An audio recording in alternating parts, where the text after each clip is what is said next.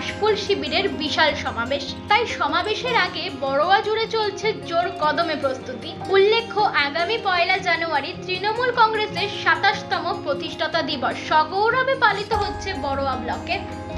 জেলা তৃণমূল কংগ্রেসের সভাপতি তথা তৃণমূল বিধায়ক অপূর্ব সরকারের নির্দেশে বড়োয়া ব্লকের ডাকবাংলা এলাকায় আয়োজিত হবে এই অনুষ্ঠান।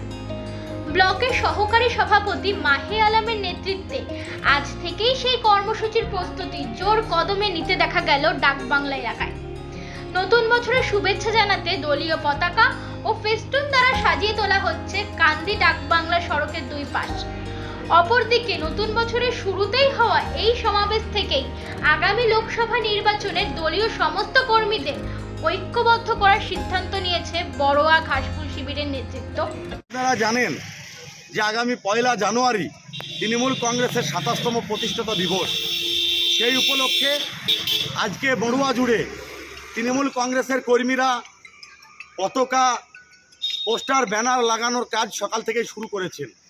আমাদের সম্মানীয় সভাপতি শ্রী অপূর্ব সরকারের নির্দেশে বাহাদুরপুর থেকে একদম সাবলপুর গ্রাম পঞ্চায়েত অবধি যে মেন রোড রয়েছে, সেই মেন রোড টোটালটাই পতাকা, ব্যানার দিয়ে একদম মুড়ি ফেলা হচ্ছে।